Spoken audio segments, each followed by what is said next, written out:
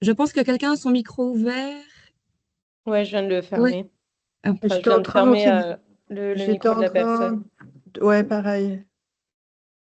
Voilà.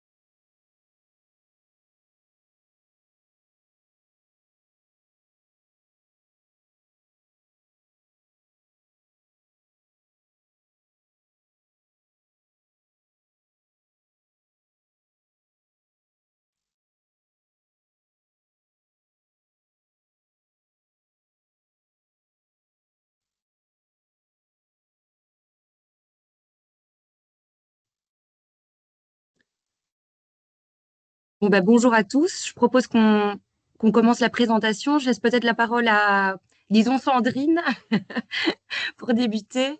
Et je vais faire défiler le PowerPoint si c'est l'information. Oui, bonjour à tout le monde, bienvenue parmi nous. Donc simplement, alors je vais peut-être pas donner la parole à chaque personne de l'équipe qui la prendra au moment où on présentera les institutions qui participent à la formation. Mais en tout cas, vous voyez normalement dans les personnes qui ont allumé leur vidéo, donc c'est un indice. Donc Mélodie Voué ici, qui est la responsable administrative du tridiplôme pour l'UC Louvain. Emmanuel Choquette et Marie-Ève Carignan, qui sont tous les deux professeurs à l'Université de Sherbrooke. Sophie Delpha, que moi je ne vois pas mais que vous devez voir, qui est professeure à l'UC Louvain, comme moi, qui suis à côté de Magali Nonjean, qui est professeure à Sciences Po Aix. Donc ici, justement, dans le cadre notamment du Master Coris, il y a des déplacements entre des enseignants qui participent au Master et c'est pour ça que nous sommes vraiment à côté. Ce n'est pas juste de la fiction, on peut se toucher.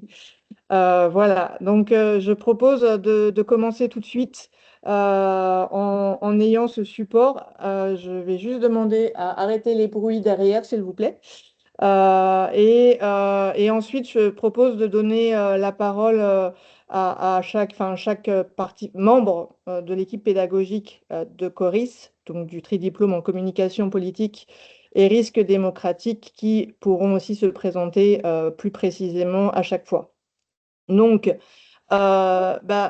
effectivement, comme vous savez peut-être, la formation dont on parle ce soir, c'est une formation qui permet de délivrer 3 diplômes à la fin. Donc 2 diplômes de master et un diplôme de maîtrise, puisque les termes sont un peu différents en fonction du pays dans lequel on se trouve. 2 diplômes de master orienté communication et un diplôme de master en sciences politiques. Dans 3 pays, donc les diplômes sont diplôme de Sciences Po Ex, diplôme de l'UC Louvain et diplôme de l'Université de Sherbrooke au Canada.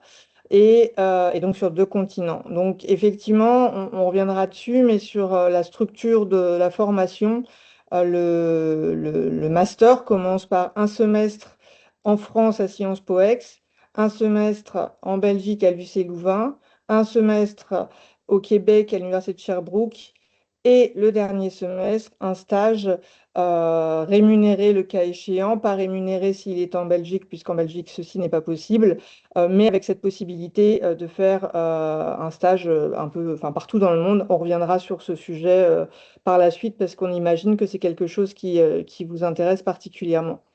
On peut peut-être passer à la slide suivante. Donc oui, effectivement, pour les personnes qui auraient des soucis géographiques, on vous rappelle un peu où se situe chaque institution, avec 2 institutions du côté européen, et donc d'un côté de l'Atlantique, et une institution de l'autre côté de l'Atlantique, qui ont tout en commun, toutes les 3, de travailler en français, donc de rester dans la francophonie. Et c'est aussi un des principes aussi de ce diplôme.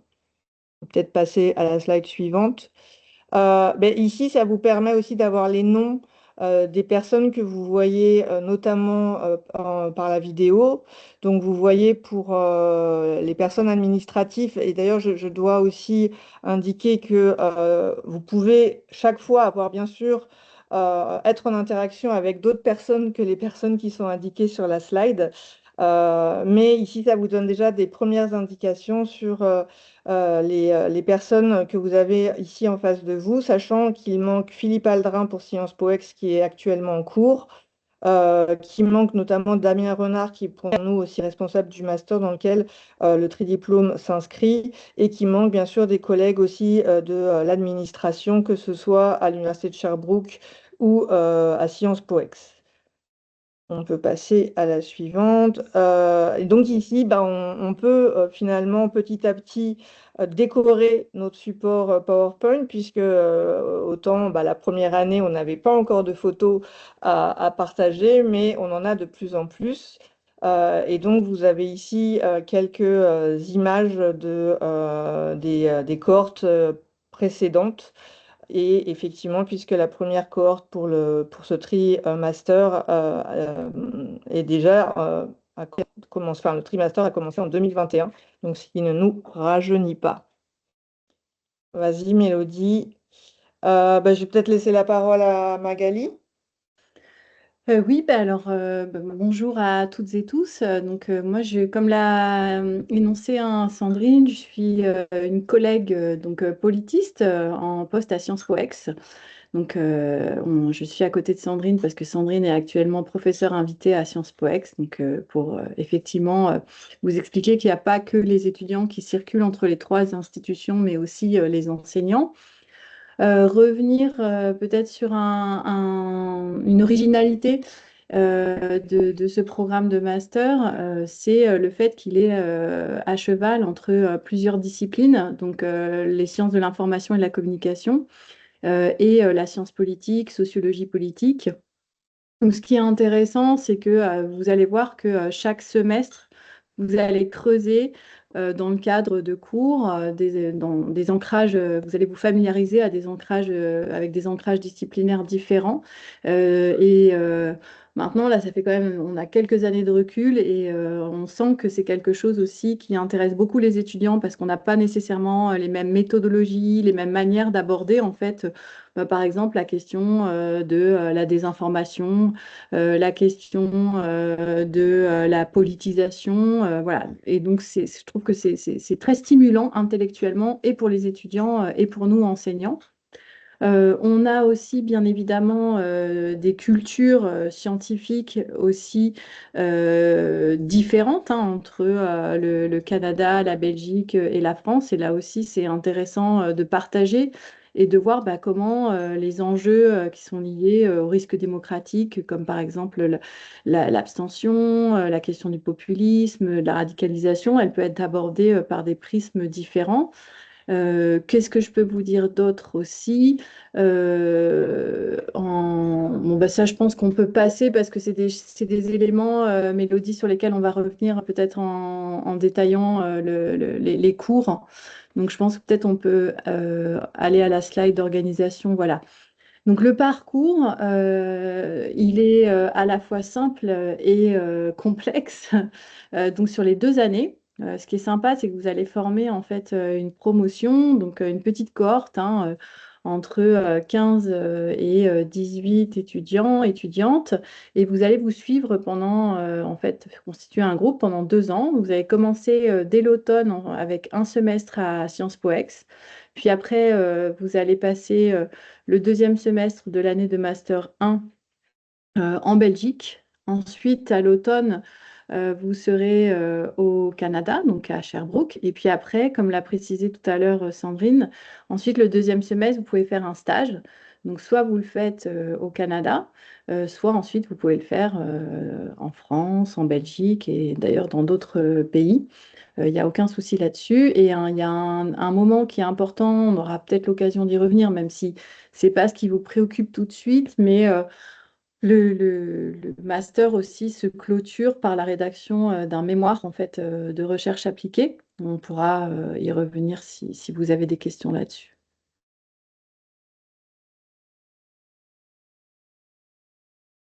Alors, de toute façon, on pourra aussi revenir sur les perspectives professionnelles à la fin, parce que notamment, ça peut se concrétiser directement dans le cadre de la formation par le stage et par le mémoire, bien sûr, parce que vous pouvez tout à fait, et c'est encouragé, hein, de réfléchir à un projet de mémoire qui serait en lien avec une aspiration professionnelle, mais concrètement, et ça se joue aussi au niveau du stage que vous pourrez choisir.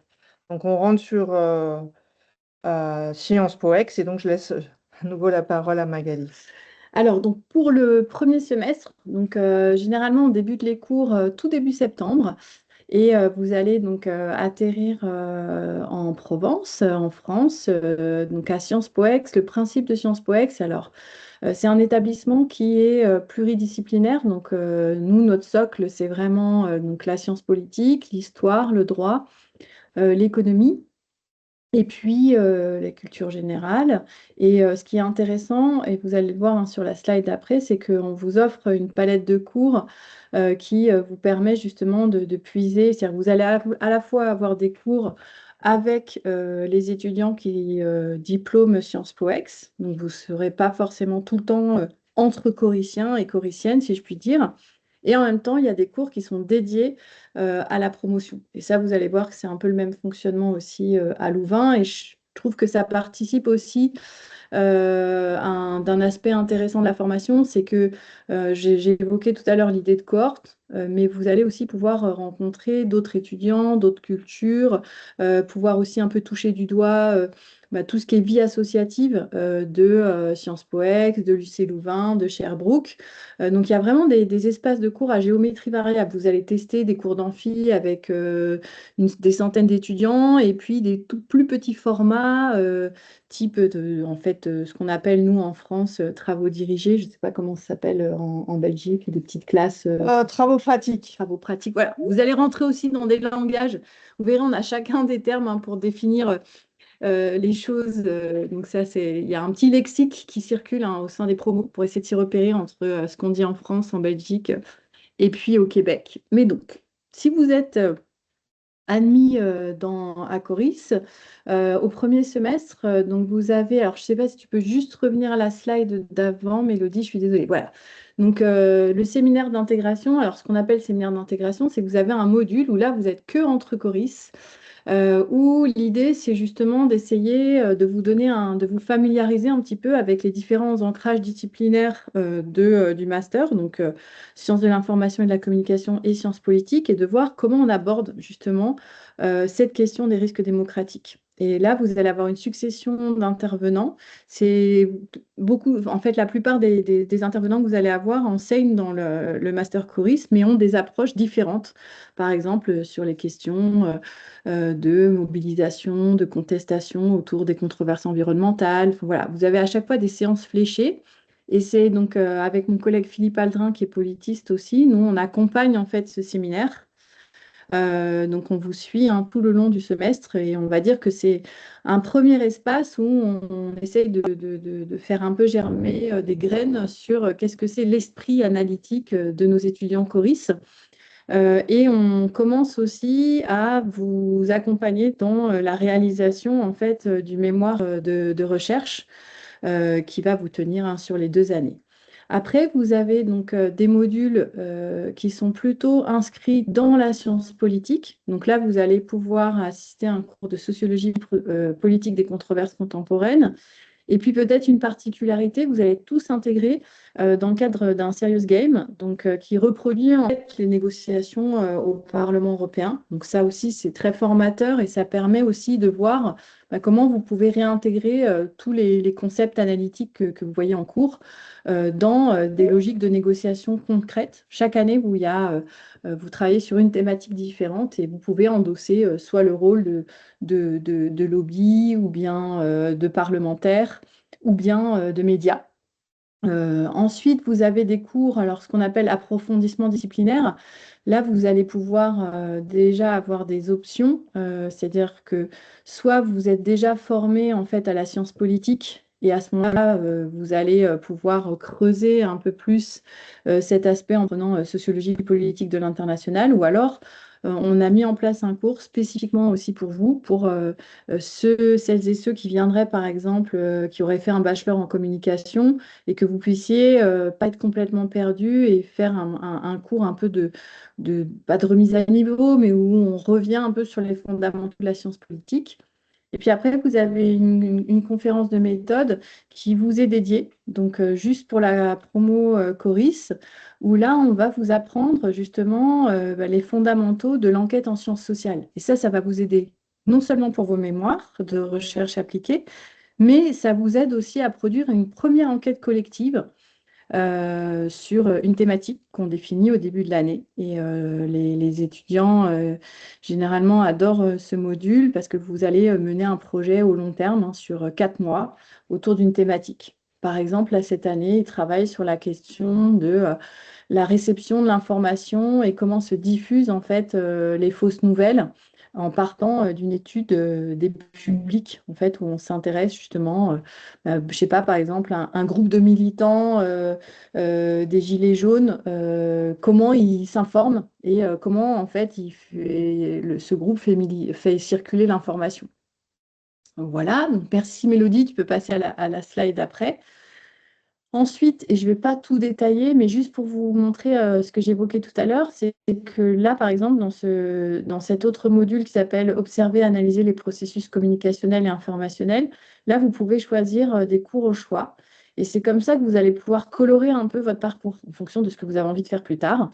Et vous avez toute une palette de cours à Sciences Po que vous pouvez donc choisir, donc plutôt par exemple sur la question des conflits et des relations internationales, plutôt sur la question des crises urbaines, ou alors plutôt par exemple sur la question de qu'est-ce qui se passe quand on est dans des pays où il y a eu des conflits pendant plusieurs années et comment on gère en fait cette question de la sortie de crise.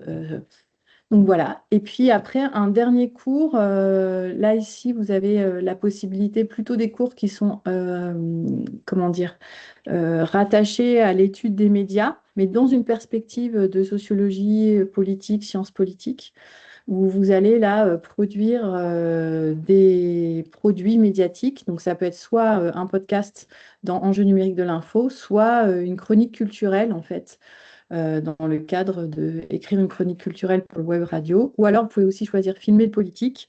Donc là, c'est un cours où vous allez animer une séance de projection, débat autour d'un film que vous aurez choisi dans une liste de films qui abordent la question justement du politique. Donc voilà, grosso modo. Et là, vous arrivez en décembre. Vous avez donc, ça va bien profiter du semestre et ensuite, eh bien, vous partez pour la Belgique à Louvain.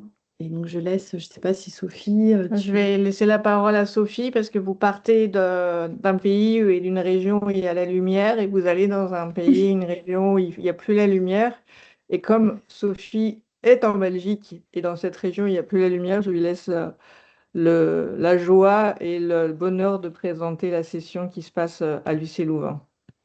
Oui, voilà. Oui, bonjour, je me présente juste rapidement. Moi, c'est Sophie Dalpha et du coup, je suis prof à l'école de communication. Et l'école de communication, en fait, dans laquelle vous allez être inscrit et inscrite lorsque vous serez ici en Belgique, donc, et plus précisément à Louvain-la-Neuve. Donc Louvain-la-Neuve, pour les personnes qui ne connaîtraient pas, c'est à une trentaine de kilomètres de Bruxelles. C'est une ville assez particulière, c'est ce qu'on appelle une ville nouvelle qui est entièrement piétonne.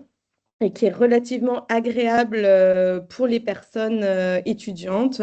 Il y a à peu près tout disponible, que ce soit voilà, beaucoup, beaucoup de magasins, des cafés, des restaurants, des bars. Il y a une vie universitaire assez active et assez dynamique. Une manière, en fait, il y a moyen vraiment de tout faire à pied à Louvain-la-Neuve, donc de faire toutes ces activités pas dépendantes ni des transports en commun, ni de la voiture. Donc rapidement, voilà, je vais pas revenir non plus sur toute l'histoire pour pas faire trop long, et surtout, on va sûrement vous partager le PowerPoint. Mais Lucé-Lubin, c'est une grande université. Peut-être quand même dire que c'est une université aussi multisite, donc il y a plusieurs campus. Peut-être juste revenir sur mais je vais revenir sur le multisite après. Mais voilà, à l'école de communication, voilà, pour les personnes qui ne connaîtraient pas, mais je reconnais quelques noms quand même là dans les personnes présentes.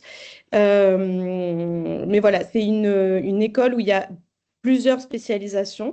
Donc, vous allez aussi être amené à rencontrer des gens d'autres masters, que ce soit voilà, en journalisme, en éducation aux médias aussi.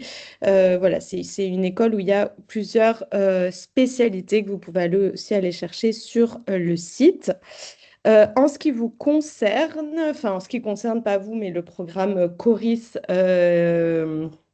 enfin qui nous concerne ce soir.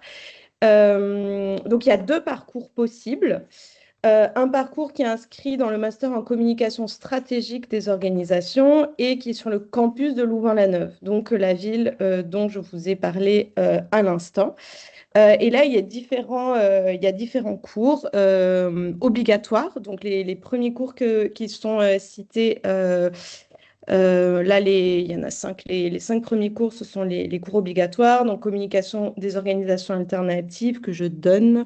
Participation et controverse numérique, c'est Sandrine et Damien, il me semble, hein, Damien Renard, enfin Sandrine qui vient de parler et Damien Renard qui le donne. Développement et gestion de projet. Le tutorat Coris, alors ça, cours important qui est en cours, qui est destiné à votre mémoire. Et ça, Sandrine est également responsable de ce cours-là. Parce qu'en effet, lors de votre parcours et de votre, en fait, du séjour à l'UC Louvain, il y a une grande attention qui est mise justement sur la création du mémoire, enfin la réflexion sur le mémoire. Parce qu'évidemment, il y a un mémoire à remettre à l'issue du master. C'est obligatoire pour avoir le diplôme d'un master, d'une maîtrise au Québec. Et donc, à l'UC Louvain, vous y travaillez, à Aix, il y a déjà un souci de travailler le mémoire, mais vraiment, on rentre dans le mémoire avec ce tutorat. Voilà, et ensuite en cours de communication politique. Et ensuite, il y a différentes options de cours. Alors là, on a mis juste quelques exemples de cours, mais il y en a plusieurs.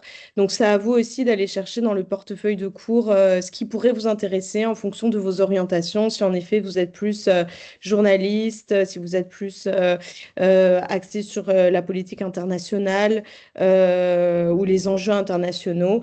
Et si vous voulez aussi avoir un peu une pratique en anglais, vous pouvez aussi avoir des cours en anglais. Donc ça, c'est pour le parcours possible à Louvain-la-Neuve.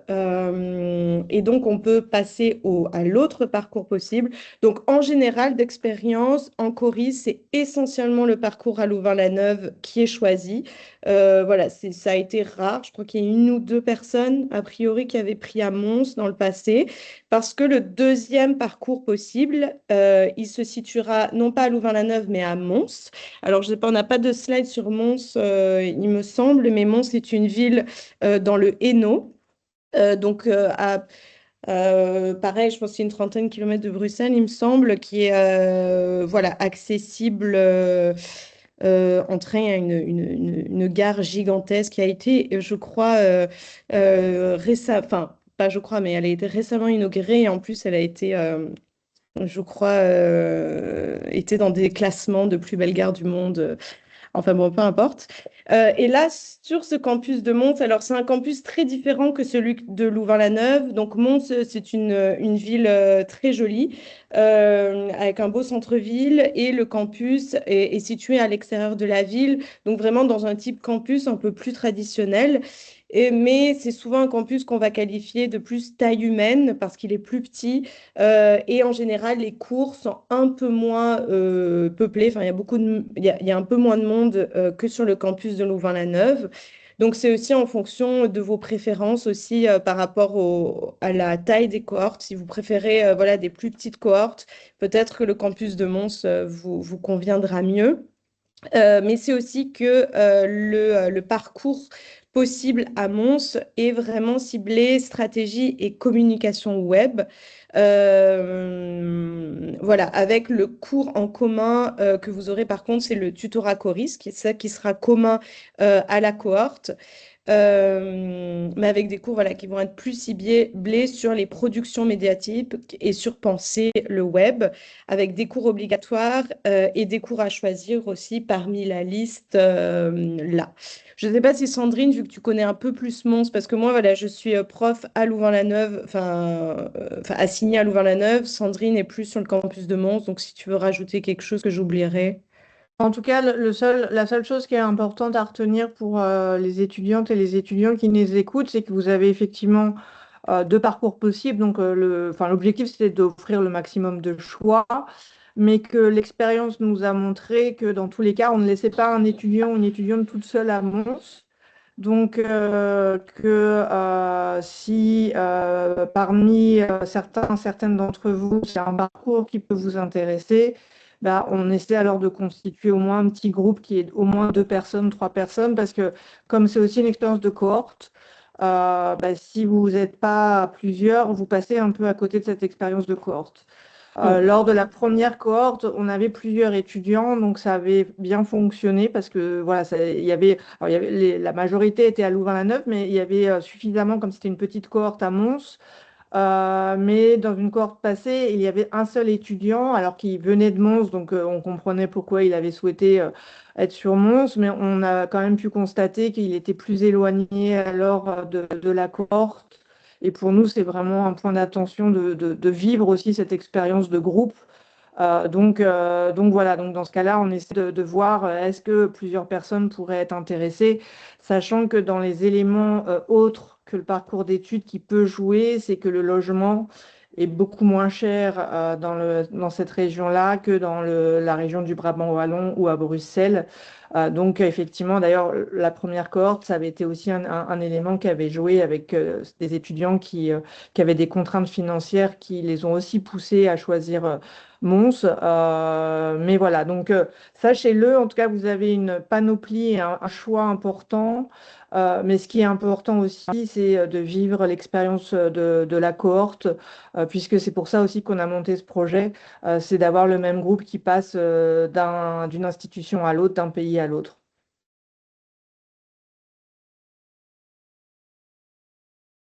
Peut-être qu'on peut Oui. passer alors à Sherbrooke. Bah oui, c'est ça, parce que du coup, donc vous avez vraiment ce qu'on appelle le Q2, c'est enfin le quadrimestre 2 en Belgique que vous passez ici, donc en Belgique, et ensuite vous vous rendez au Canada. Et là, je laisse mes collègues Emmanuel ou Marie-Ève en parler. Oui, bonjour tout le monde. Je vais me présenter d'abord parce que je dois ensuite quitter pour aller enseigner justement à vos collègues choristes, mais je tenais quand même à venir vous faire un petit bonjour. Donc, Marie-Ève Carignan, je suis correspondante du cheminement choriste à l'Université de Sherbrooke avec mon collègue Emmanuel qui vous présentera un peu plus la belle vie à Sherbrooke, notre campus et puis notre programme de cours. Mais moi, je donne donc le cours journalisme, information et risques démocratiques où on parle des enjeux liés à la désinformation, du rapport entre le politique et les médias, de l'influence, par exemple, des médias américains sur les médias canadiens. Et Emmanuel et moi organisons beaucoup d'activités très chouettes avec les choristes. Donc, on va chaque année visiter soit le Parlement à Ottawa, l'Assemblée nationale à Québec, et on va aussi visiter différentes institutions médiatiques à Montréal. Donc, on a toujours beaucoup de plaisir avec la cohorte choriste et je tenais donc à saluer nos futurs étudiants. Je laisse la parole à Simon et Emmanuel, comme je vais me sauver en cours. À bientôt. Merci beaucoup, Marie-Ève. Bon cours. Marie-Ève, qui, en passant, est co-titulaire de la chaire UNESCO sur la prévention des radicalismes et de l'extrémisme violent. C'est Oui, j'ai souvent. vu. Oui, ben, je le dis parce que c'est souvent une possibilité, justement, de collaboration, d'implication, en particulier parce que le lien avec le risque démocratique, il est assez évident. Oui, Alors, on a beaucoup de stagiaires qui viennent faire leur stage à l'achat, puis des auxiliaires de ouais, recherche. Merci Emmanuel pour l'ajout. parfait, je t'envoie la Bonne fin facture. de journée. Euh, Donc, ben, bonjour tout le monde et enchanté. Moi, c'est Emmanuel Choquette. Je suis politiste ou politologue, ça dépend où on est, et aussi professeur au département de communication à l'Université de Sherbrooke, spécialisé en communication politique. Ben oui, je suis co-répondant du programme du CORIS. Et vous avez aussi, pour représenter l'équipe de Sherbrooke, Simon Morin. Je ne sais pas si Simon, tu veux juste te présenter 2 secondes. Je pense que tu es là, hein? Je suis là, effectivement, et je peux me présenter rapidement. Donc, oui, je suis la personne qui assure la coordination des programmes, donc gestion de dossiers étudiants, là, quand vous avez des questions par rapport à vos papiers, vos admissions, vos choix de cours. C'est moi qui m'occupe de cette partie-là pour Sherbrooke, effectivement, en collaboration avec Emmanuel et Marie. Et Simon est mon voisin de bureau, alors je l'ai entendu vous dire exactement la même chose via Teams et à côté.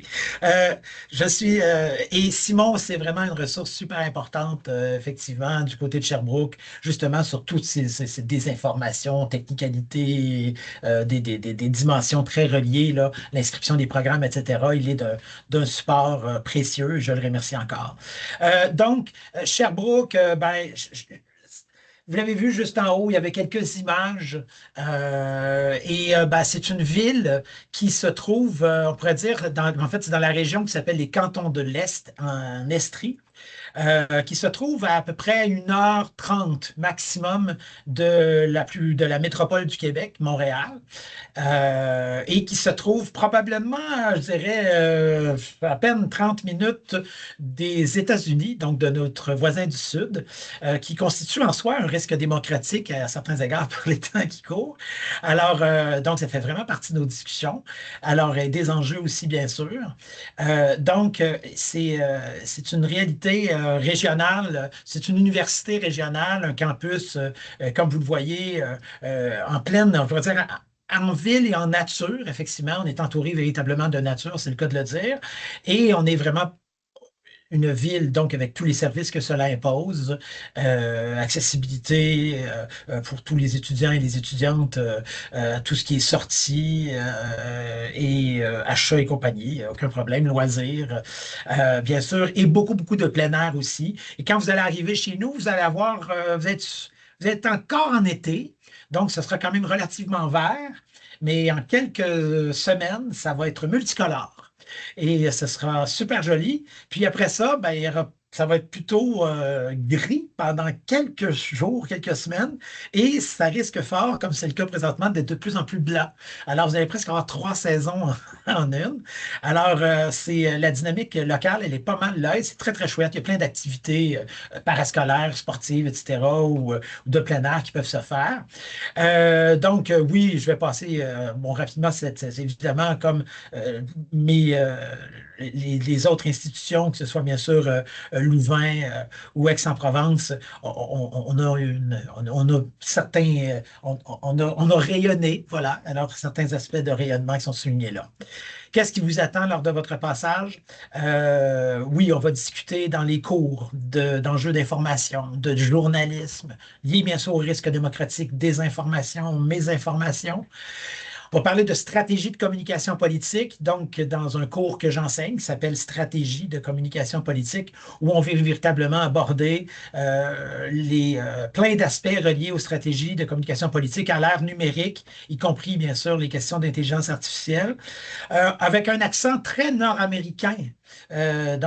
Beaucoup porté, beaucoup aussi sur comprendre où vous mettez les pieds, la dynamique canadienne, québécoise aussi, ses particularités qui sont aussi des points communs avec ce qui se fait aussi en Europe aussi, à bien des égards. Donc, pour vous donner véritablement une perspective assez large, vous avez déjà une bonne perspective européenne, on va pouvoir vous donner une belle perspective nord-américaine, canadienne, aussi des recherches qui se font, entre autres avec des possibilités, avec des groupes de recherche comme le groupe de recherche en communication politique, etc.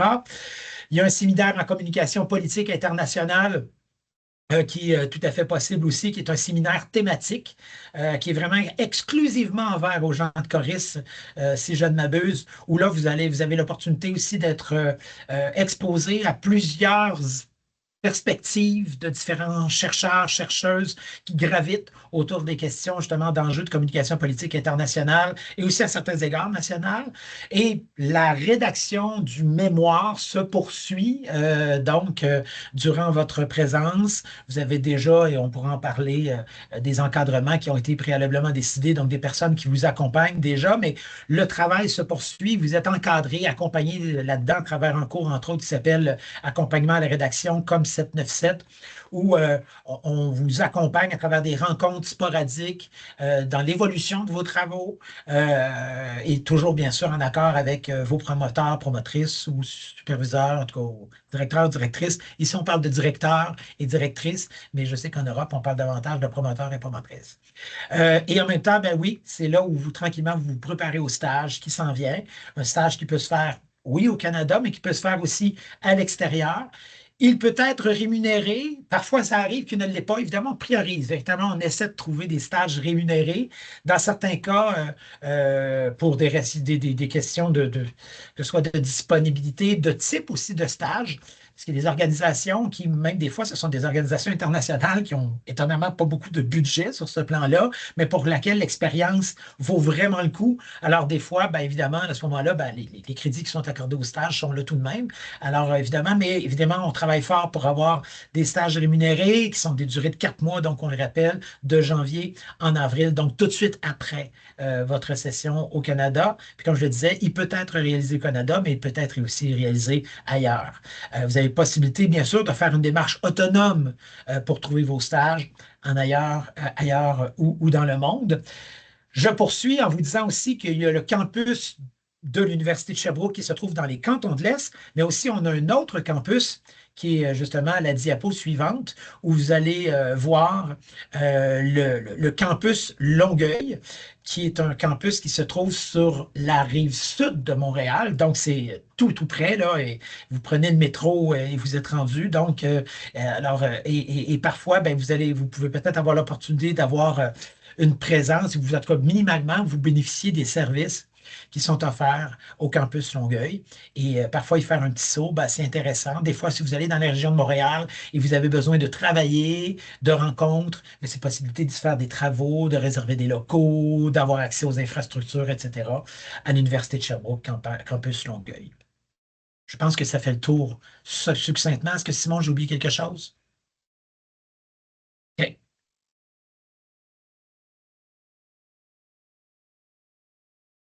Alors, je vais peut-être reprendre la parole pour dire, je pense, Mélodie, on revient sur les stages après, non? Ouais. Moi, Ou c'était dans le slide stage, juste pour savoir si on en parle Non, il y a maintenant. plus. Oui, vous pouvez en parler maintenant. Il n'y a plus de slide après là-dessus. Dans ce cas, peux-tu revenir sur le slide précédent parce que Magali avait fait un peu un point sur les stages, donc voilà. Magali, à toi la parole. Oui, alors juste, je remets ma petite laine parce qu'il fait pas si chaud que ça dans le sud en fait. Alors je ne sais pas, peut-être que ce sera après plus simple que dans le chat si vous avez des questions ou si vous voulez prendre hein, la parole, surtout n'hésitez pas.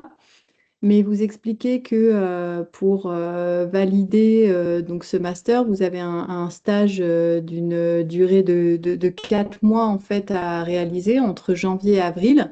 Et que ce stage, je l'ai évoqué tout à l'heure, hein, il peut être effectué au Canada. Ça peut être intéressant parce que au Canada, vous pouvez avoir des systèmes de rémunération qui sont nettement plus élevés que par exemple en France et en Belgique, puisqu'en Belgique, il n'y a pas d'indemnité de stage. Après, c'est pas, vous n'êtes pas obligé de faire aussi un stage au Canada, mais ça nous a semblé intéressant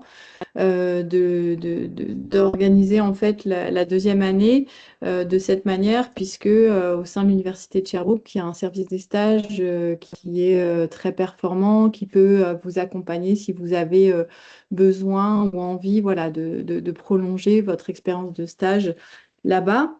Non, bah, peut-être juste pour vous donner quelques pistes, parce que je sais qu'il y a souvent des questions sur les débouchés professionnels. Donc, j'avais demandé un petit peu, enfin, à Mélodie de me faire un retour sur l'ensemble des stages qui ont été effectués par les 2 dernières promotions Coris. Et c'est assez intéressant parce que ça vous dit pas mal de choses aussi sur à la fois le type de compétences, de savoir-faire qu'on développe, mais aussi le type de débouché professionnel que vous pouvez aussi envisager avec le master Coris. Grosso modo, on a quand même toute une partie de nos étudiants qui vont faire leur stage dans des ONG, organisations internationales. Et puis ensuite, le deuxième pôle de structure d'attractivité, c'est tout ce qui relève des ministères, administration centrale et cabinet de conseil et agences. Donc, vous voyez qu'on est à peu près dans ce qu'on évoquait tout à l'heure. Alors, bien évidemment, après, on a aussi des étudiants qui vont faire leur stage dans des groupes médias, dans des grandes entreprises du secteur privé, dans des institutions politiques et parlementaires. Donc, ce qu'il faut retenir, c'est que il y a quand même une très grande variété de débouchés possibles pour les stages. Pour vous donner quelques idées sur tout ce qui est ONG, organisation internationale, ce qui équivaut à peu près à un quart en fait des lieux de stage des choriciens et choriciennes. Donc, on a eu pas mal de stagiaires qui ont été, Emmanuel en parlait, qui ont réalisé leur stage dans le cadre de la chaire UNESCO, prévention de la radicalisation et de l'extrémisme violent, mais ça peut être aussi au sein d'organisations de défense de droits humains, dans des ONG internationales sur des enjeux de plaidoyer.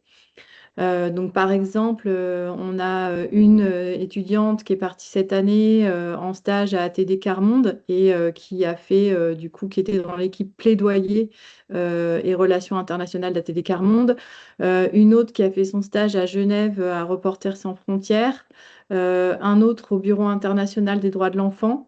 Donc ici, on a des missions qui sont un peu typiques de tout ce qui est stratégie de plaidoyer à l'international, où il s'agit de travailler notamment les relations avec les institutions type ONU, Union européenne, les gouvernements, très centrés sur la com de crise, sur des campagnes d'influence auprès des décideurs, la rédaction de rapports, de notes de position. Donc là, si jamais vous êtes, enfin, vous aimez défendre des causes, des valeurs, travailler dans un contexte international, produire de l'expertise, du plaidoyer, bon, bah, c'est une formation qui peut très bien vous accompagner. Après, sur la deuxième catégorie, donc j'évoquais les ministères et les administrations. Donc là, pour vous donner juste aussi quelques pistes, une de nos étudiantes qui cette année a fait un stage au ministère des Armées et qui avait tout un projet qui était très intéressé par l'Amérique latine. Je dis ça pour vous montrer qu'on n'est pas que centré aussi forcément Europe et au Canada, et qui a fait son stage comme chargé de mission coopération en Amérique latine. Je pense que ici, les missions typiques dans les administrations et ministères, on est plutôt sur la communication institutionnelle, gestion de l'information en situation de crise, pas mal de missions autour des relations presse, et puis des missions assez classiques autour de l'élaboration de stratégies de communication publique. Ensuite, dans les cabinets de conseil et les agences, donc là, le profil des structures, c'est plutôt affaires publiques, conseil en communication, agence de relations presse. Toujours pour que vous ayez quelques petits exemples, on a une de nos étudiantes qui a été recrutée dans l'agence de Gaspard Genzer à Paris pour les relations presse et affaires publiques. Une qui a été recrutée aussi dans un cabinet à Paris qui est spécialisé dans le conseil en communication. Mais ça peut être aussi dans des espaces de conseil beaucoup plus spécialisés. Je pense par exemple à une étudiante qui a fait d'ailleurs un super mémoire, hein, qui a travaillé au Conseil de déontologie journalistique francophone de Belgique. Donc, vous voyez, après, vous pouvez aussi vous spécialiser en fonction de vos appétences et de secteurs qui vous intéressent particulièrement. C'est fréquent qu'on ait des étudiants qui sont très intéressés, par exemple, par le journalisme, mais qui ne veulent pas être journalistes, mais travailler avec des journalistes. Bon, bah ça fonctionne très bien. Et donc, dans ces cas-là, on est sur l'accompagnement stratégique de clients, de la veille réglementaire, politique, mais ça peut être aussi l'organisation d'événements, de campagnes d'influence, travailler au relationnel avec les décideurs publics et privés. Et puis après, voilà. Ensuite, on a des stages qui peuvent être encore plus fléchés, par exemple, sur les liens entre communication et culture. Je pense par exemple, hein, à certains étudiants, certains de nos étudiants qui ont bossé sur la promotion de la culture dans des territoires particuliers. Donc ça fonctionne aussi. Ça peut être aussi dans des institutions internationales diplomatiques. Donc on a eu par exemple une de nos étudiantes qui était au consulat de Belgique pour l'Afrique du Sud, si je ne me trompe pas, l'ambassade de Belgique au Portugal, le Centre régional d'information des Nations Unies pour l'Europe occidentale. Donc, toute la question des enjeux diplomatiques, ça peut être aussi une piste à creuser. Et puis, on a quand même aussi chaque année des étudiants qui ont un profil très politique, au sens où on est vraiment dans des missions type cabinet de parlementaires, bosser pour des groupes politiques. Donc là, on a le cas, par exemple, d'une de nos étudiantes qui a été attachée à une sénatrice marseillaise sur des tâches politiques et de communication. On a eu aussi donc, chez les Verts, au Parlement européen. Donc, vous voyez, hein, c'est très varié. Juste un dernier point sur médias et presse. On a aussi eu des stages au niveau de la Fédération internationale des journalistes ou dans des radios, mais justement pour faire plutôt de l'appui de la veille. Et ça peut être aussi intéressant. Et puis, on a encore des étudiants aussi qui peuvent aller vers les grands groupes privés. Même si ce n'est pas notre cœur de cible, hein, mais on peut être sur des aspects un peu affaires publiques, comme de crise, par exemple chez Eurocopter, enfin Airbus ou CMA, CGM, c'est aussi des possibilités, même si c'est quand même pas le cœur de cible. Je pense que c'est important, hein, de le rappeler du master. Et au niveau de la répartition géographique, si je regarde là sur la quarantaine de stages sur lesquels, là, entre les 3 premières promos, on a, vous voyez, des stages qui ont été effectués en France, au Québec, Canada, Belgique, et puis à l'international. Donc, vous voyez que tout est possible. En gros, c'était juste pour vous donner envie aussi. Et je sais qu'il y a souvent des questions un peu précises sur les débouchés, ce qu'on peut faire, ça sert à quoi, Coris. Donc, j'espère que ça vous a permis d'avoir une vision un peu plus précise des types de métiers et de structures qu'on pouvait viser après ce type de master. Oui, merci beaucoup pour tout ce travail aussi, parce que ça a nécessité que Mélodie et Magali fassent un recensement de tous les stages, puisque vous voyez bien l'étendue et la diversité des lieux de stage. Donc, c'est vraiment quelque chose, effectivement, une grande richesse. Et donc, pour revenir sur des éléments très pratico-pratiques, rapidement, pour vous donner la parole ensuite, mais je pense que ça, c'est un point de toute façon sur lequel vous nous interrogerez peut-être sur les procédures d'admission. Donc, effectivement, alors, peut-être Mélodie pourra nous rappeler aussi les dates, parce que on est sur des dates qui arrivent relativement vite et qui sont souvent un peu plus tôt que pour d'autres formations de master. Mais vous dire effectivement que forcément, hein, c'est un programme contingenté, puisque il nécessite qu'on ait un groupe d'étudiants limité. Je le dis notamment pour les étudiants belges qui sont moins habitués au processus de sélection en amont de formation, puisque ce n'est pas quelque chose qu'on a en Belgique, mais c'est quelque chose qui existe déjà au Québec et en France. Donc peut-être pour les Québécois, Québécoises et Français, Françaises d'entre vous, c'est quelque chose qui tombe sous le sens, mais pas nécessairement pour les Belges. Donc, c'est un programme contingenté. L'admission, donc vous devez déposer un dossier d'admission qui réunit bien sûr une lettre de motivation, un CV, les résultats de votre licence ou bachelier en fonction de votre pays et le cas échéant d'autres éléments que vous voulez partager avec nous. À l'issue de ce dépôt, ensuite, nous, on sélectionne toutes les personnes avec lesquelles on a envie d'échanger pour un oral lors duquel que vous devez préparer. On vous donne quelques consignes pour ça et puis lors duquel on discute aussi avec vous pour comprendre pourquoi, ce que vous recherchez dans Coris et vérifier en premier lieu que c'est bien aussi une formation qui fait sens par rapport à vos désirs, vos objectifs, votre profil, etc.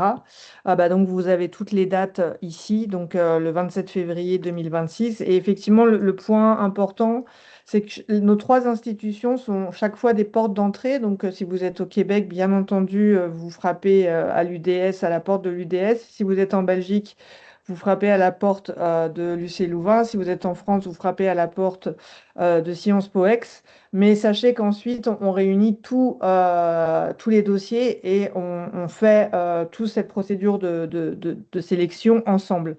Donc, les entretiens dont je parlais, vous avez en face de vous, ils sont organisés en ligne, et vous avez en face de vous une partie de l'équipe que vous avez ici, en fait.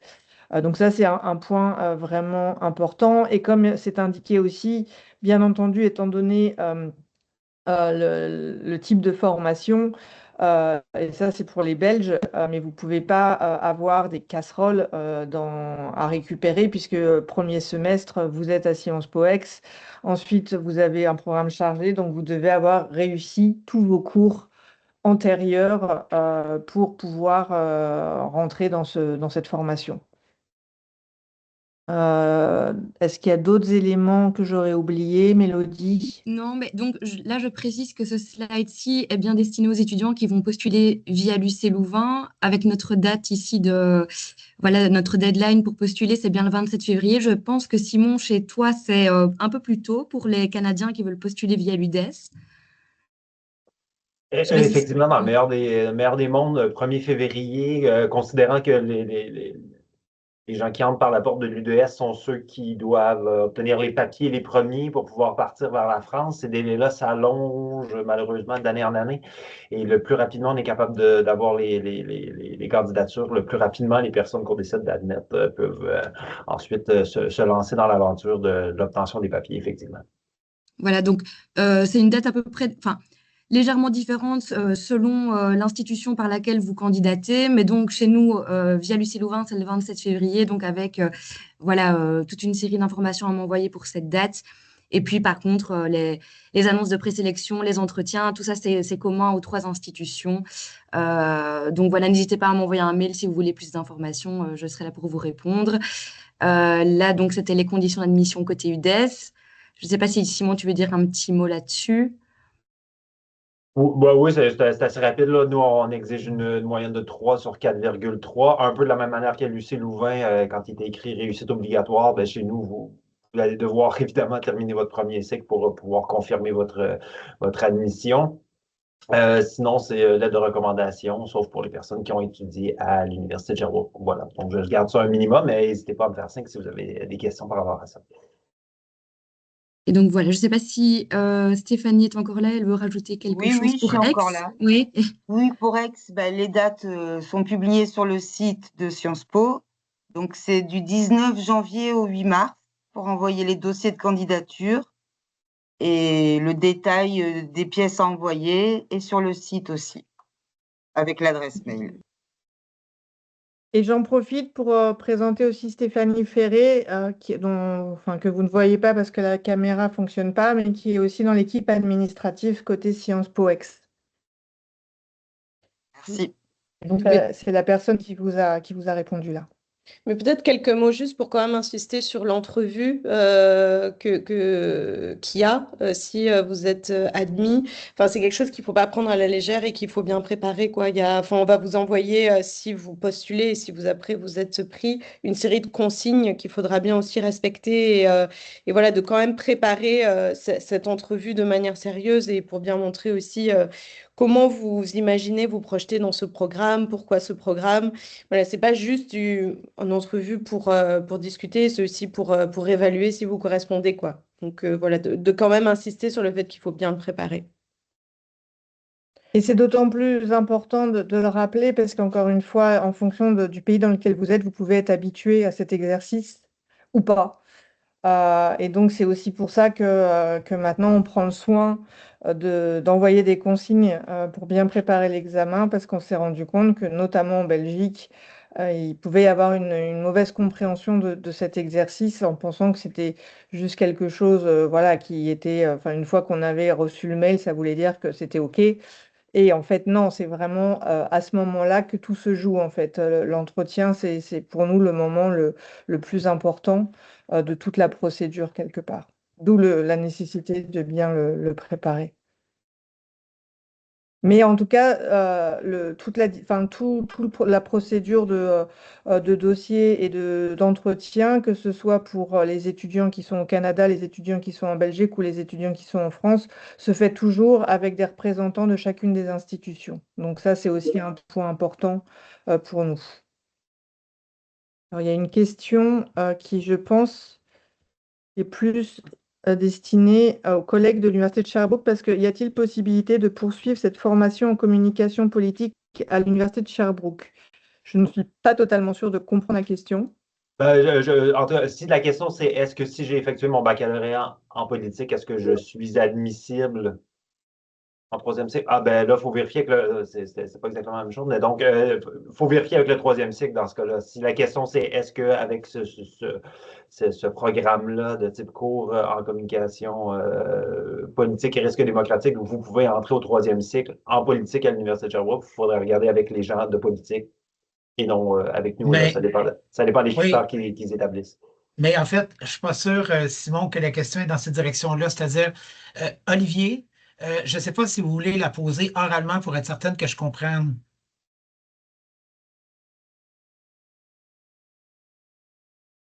Peut-être que le micro ne fonctionne pas.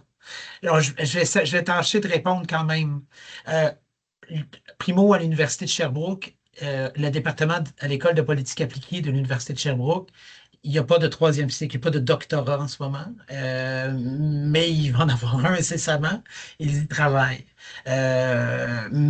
Ceci étant dit, il y a peut-être un diplôme de troisième cycle. Par contre, si vous faites un master, comme si vous faites le triple diplôme Coris, oui, ça peut tout à fait vous ouvrir, vous donner l'opportunité de faire une formation doctorale en communication politique, mais dans une université ailleurs, parce qu'il n'y a pas effectivement de doctorat à l'Université de Sherbrooke présentement en communication politique, si c'est ça votre question. Et dans tous les cas, en tout cas, enfin, du côté aussi européen, c'est un master, donc effectivement, qui peut donner accès au doctorat. Et après, bah, en fonction des écoles doctorales, il y a des règles Oui, spécifiques et voilà, il faut répondre aux règles. Et là, on ne connaît pas les règles de toutes les écoles doctorales au Canada, en France ou en Belgique. Mais de fait, c'est un master ou une maîtrise qui, dans tous les cas, effectivement, est un diplôme nécessaire pour poursuivre en doctorat si on le souhaite. exact. Et c'est possible donc, Donc oui, pour répondre à la question, absolument. oui, bien sûr, c'est possible. Ce, ce- ce- ce- Ce master, cette maîtrise donne accès au troisième cycle. Alors ici, c'est à l'UC Louvain, mais il y a une étudiante du tri-diplôme qui est actuellement en thèse à l'UC Louvain, mais qui aurait pu être en thèse au Canada, comme elle aurait pu être en thèse en France, en fait, à partir du moment où elle répondait aux critères posés par l'école doctorale à laquelle elle postulait. Il y a une question. Les frais de scolarité. Oui. Bonjour. Alors, et après, on prendra la main levée, mais il y a une question. Est-il possible de connaître le prix de la scolarité par an? Alors, question super importante les questions qu'on n'a pas du tout abordées sur ça. Il y a bon, la dimension déjà visa, etc., qui est une dimension importante et qui est, sur laquelle on n'a pas forcément de maîtrise. Sur le prix de la scolarité, en fait, vous payez les frais de scolarité dans l'institution dans laquelle vous vous inscrivez en premier. Donc, quand je disais tout à l'heure l'image de vous êtes en Belgique, vous toquez à la porte de l'UC Louvain, vous allez payer alors les frais d'inscription de l'UC Louvain si vous rentrez par cette porte-là. Et ensuite, dans les autres institutions, vous payez généralement juste des frais administratifs qui se lèvent, qui sont très limités, mais en général, c'est pour pouvoir produire la carte d'étudiant, des choses comme ça, en fait. Donc, si vous allez via Sherbrooke, bah, c'est avec Sherbrooke que ça se joue, les frais d'inscription. Et si vous allez avec Sciences Po Ex, c'est via Sciences Po Ex que les frais d'inscription se jouent. Et bien sûr, il y a des bourses accessibles. Du côté européen, il y a la bourse Erasmus dans tous les cas qui permet le déplacement. Et ensuite, en fonction des institutions, il peut y avoir des compléments de bourse qui sont disponibles aussi. Je vais peut-être la main levée. Oui, bonne idée. Et si vous voulez mettre la vidéo, mais si vous voulez pas, on comprend, hein, mais si jamais vous voulez mettre la vidéo, n'hésitez pas à le faire. Et posez votre question sans souci.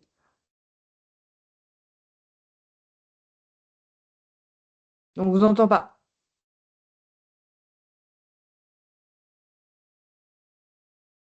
Je pense que votre micro est ouvert, mais on ne vous entend pas. Oui, votre micro est pourtant ouvert.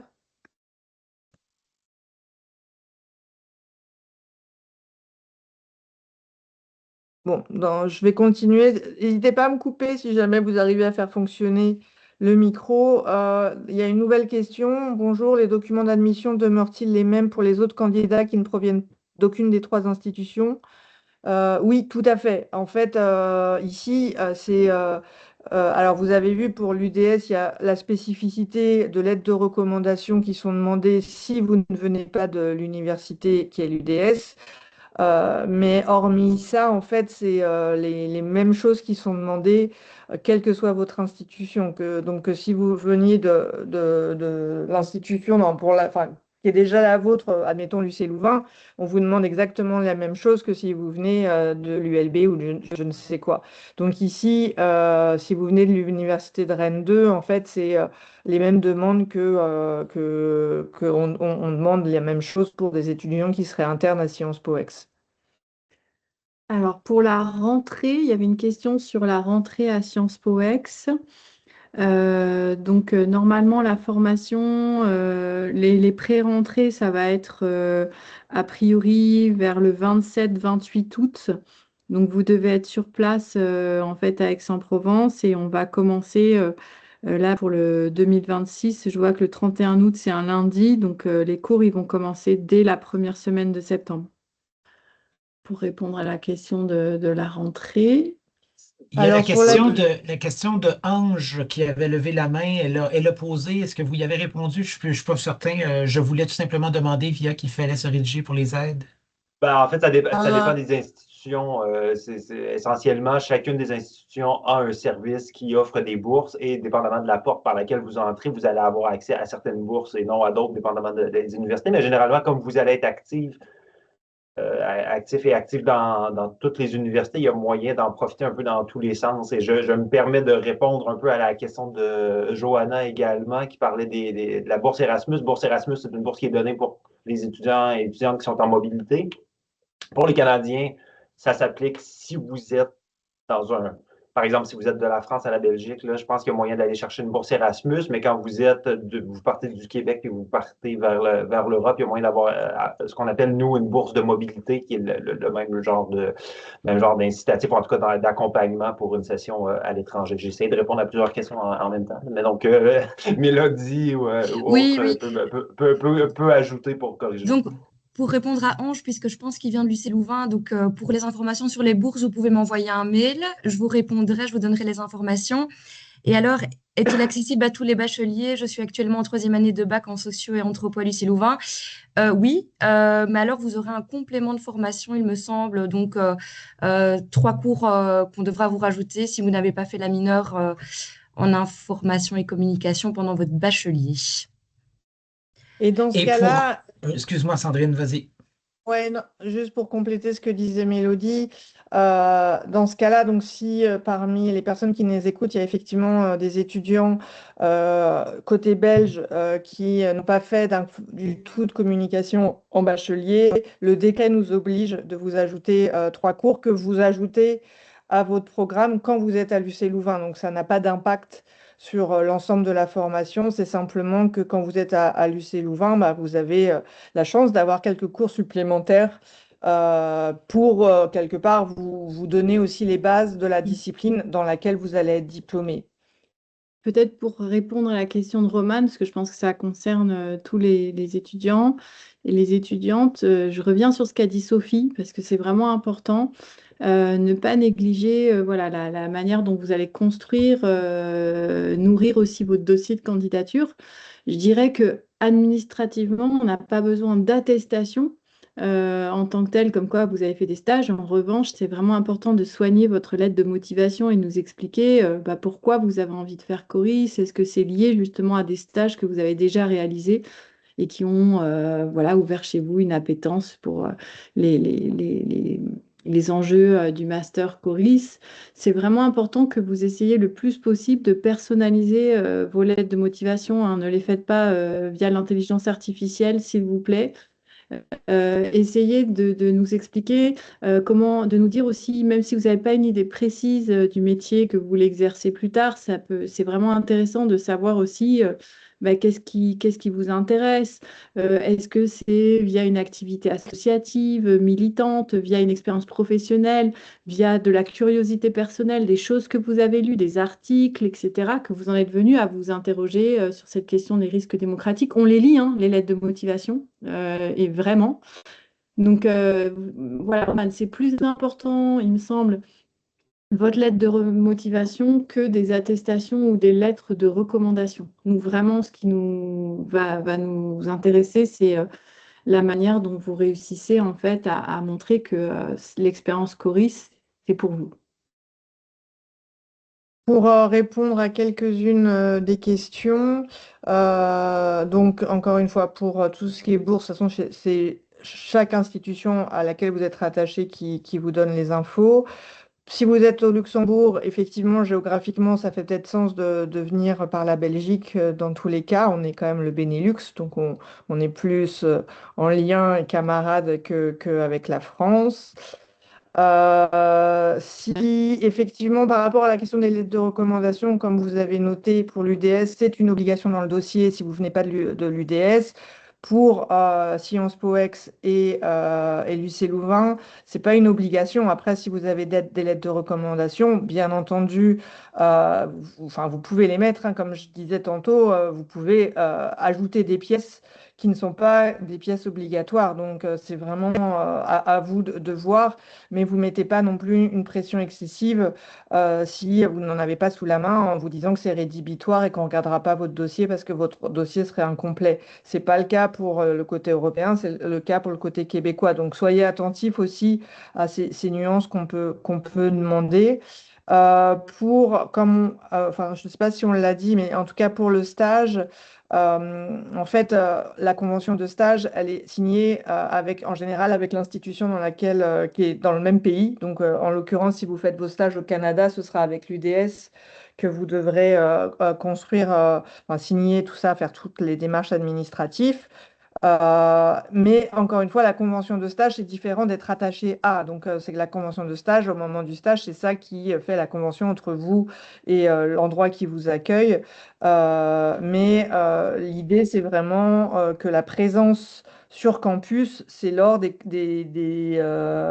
sessions quadrimestres, peu importe le terme qu'on utilise, de cours. Donc effectivement, on ne vous demande pas de revenir, par exemple, en Belgique, on ne vous demande pas de revenir en France si vous faites votre stage au Canada et inversement, quoi. Le rapport de stage, de toute façon, on demande la même chose à tout le monde. Donc, c'est exactement les mêmes documents qui sont demandés pour l'évaluation du stage à la fin et on convertit les notes si vous êtes évalué, admettons, par quelqu'un au Canada. Enfin, non, en fait, si vous faites votre convention au Canada, dans tous les cas, et que votre université de rattachement, c'est l'UC Louvain, dans tous les cas, on communique entre nous et donc tous les documents, on les récupère et on évalue, etc. Donc, ne vous inquiétez pas parce que ça, c'est vraiment des éléments habituel et ça pose aucun souci et ça n'est jamais une contrainte pour les étudiants qui jusqu'à maintenant ont eu vraiment la liberté de choisir le lieu de stage qui leur plaisait au Canada, en Europe, ailleurs, en Amérique du Sud, etc. Alors, Oui, et de dois, même je que dois juste si vous interrompre parce qu'il faut que je vous quitte dans quelques instants. Simon, dis-moi, est-ce que tu vas être capable de prendre la relève? Es-tu en mesure de le faire ou tu dois quitter Oui. aussi? Non, je peux rester, c'est bon. Parfait. Ben, je voulais juste dire un dernier mot. J'espère vous rencontrer, j'espère vous voir. C'est un super programme. Je suis honoré d'en être un co-répondant depuis 3 ans maintenant. Et puis, je vous souhaite bonne chance pour la suite. Merci, chers collègues, et je vous salue bien chaleureusement. ciao Emmanuel. Emmanuel. Si je Je sais peux pas compléter ce que oui. Sandrine vient de dire là, pour la question de Sahar, vous pourriez faire votre stage à Vancouver, puis vous n'avez à aucun moment besoin de revenir à Sherbrooke là, pour quoi que ce soit. Donc, tout peut se faire à distance. Là, si c'était ça l'enjeu ou la question. Donc, voilà. Et moi, je voulais revenir sur, mais Sophie, tu voulais ajouter quelque chose peut-être avant? Je voulais revenir sur la question de Hamza.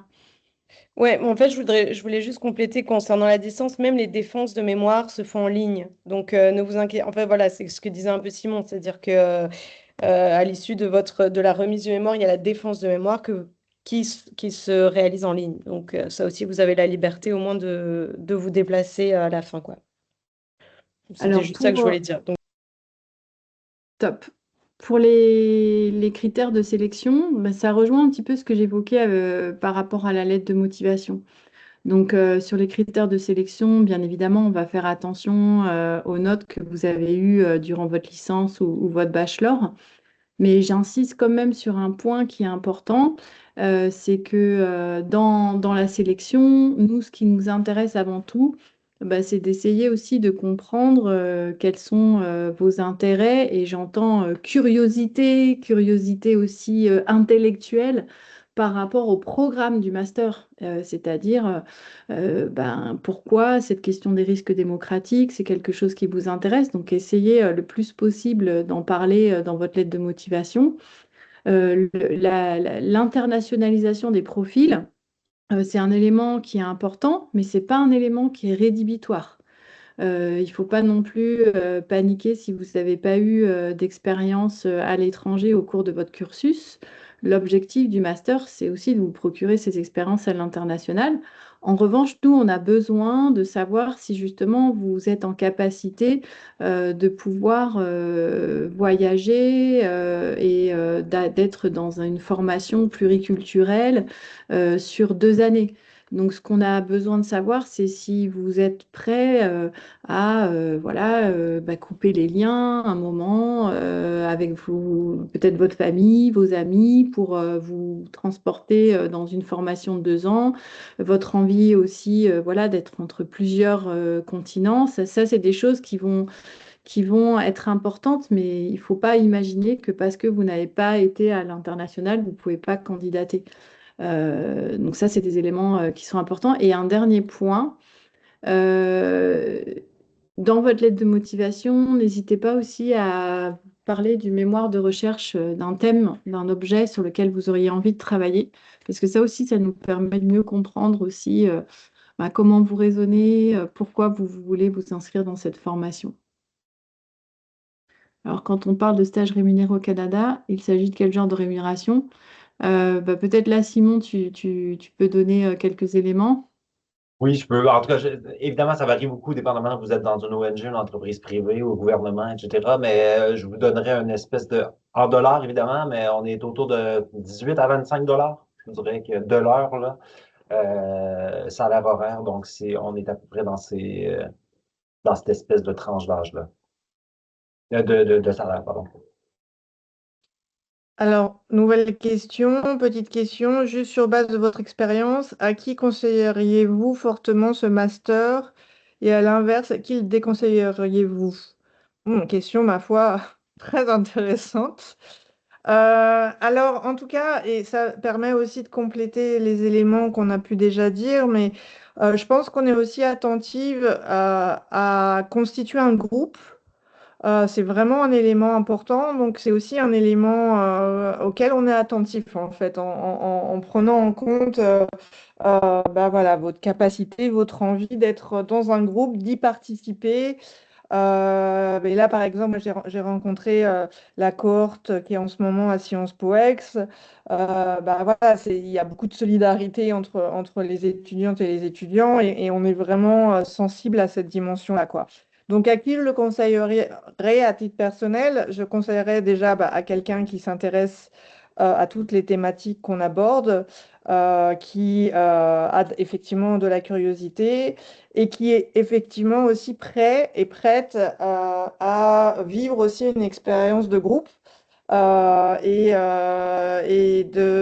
voilà, en tout cas bien intégrer l'idée que par le type de formation, par le type de déplacement, par les enjeux aussi certainement qu'on aborde, mais on doit sortir d'une certaine forme d'individualisme dans ce master et essayer de créer aussi une cohésion de groupe, essayer de créer voilà, de s'engager quelque part dans tout ce qu'on apprend. Et donc, effectivement, c'est quand même quelque chose, en tout cas, qui est important. Donc, il y a bien sûr les compétences acquises, les apprentissages acquis. Ça va de soi, hein, mais c'est aussi parce qu'il faut que vous soyez en capacité de suivre les cours, de vous adapter à des pédagogies différentes. C'est quand même pas si facile que ça, hein. Vous passez d'univers vraiment très différents entre l'apprentissage en France, en Belgique et au Québec. On n'est pas sur les mêmes modalités d'enseignement, tout simplement. Et donc, il faut que nous, on s'assure bah, que vous n'allez pas être perdu, que vous allez être bien aussi, que vous allez vraiment vivre ça positivement, que vous n'allez pas être en angoisse, en stress ou quoi que ce soit. Et en même temps que ça a du sens par rapport à votre profil, à ce que vous avez fait, à ce que vous avez envie de faire.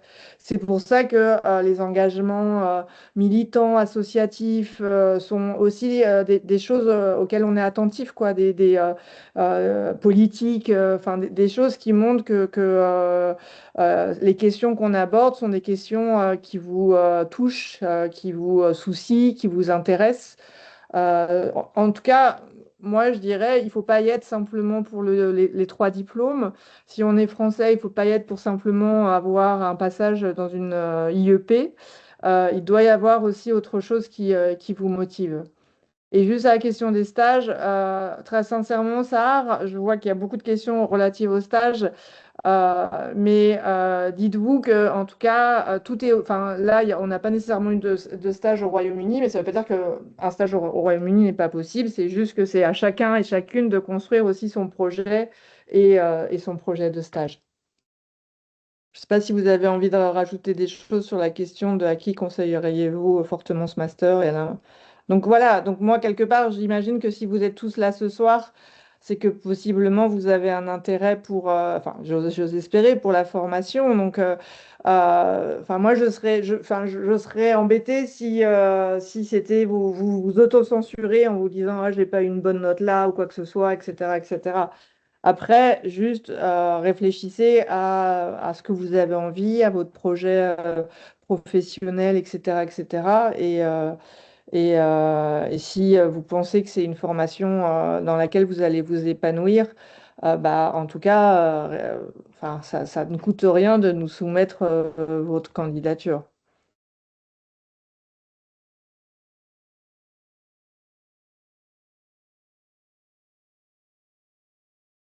Est-ce qu'il y a d'autres questions? Ah, s'il n'y a pas d'autres questions, en tout cas, comme il est déjà tard,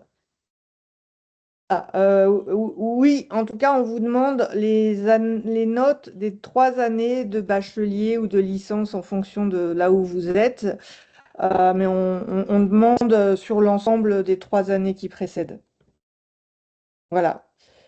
Dans tous les cas, dites-vous bien que si vous avez d'autres questions que vous n'avez pas pu poser ou qui vous viennent en tête, bah, vous avez de toute façon toutes les adresses mail qui sont disponibles et n'hésitez pas à revenir vers nous le cas échéant. Et notamment pour les dates et les choses comme ça, des éléments qui sont quand même importants à ne pas louper pour bien déposer votre dossier à temps. Voilà. Ben, merci à vous, merci pour votre écoute. Merci à Mélodie qui a fait encore une fois le chef d'orchestre et à qui on doit le support PowerPoint. Et donc, bonne soirée à tout le monde, bonne suite et puis peut-être à bientôt. Merci, au revoir. Merci, bonne soirée. Au revoir, bonne soirée Bonne tout le monde. soirée. Au revoir. Au revoir. Merci beaucoup, au revoir.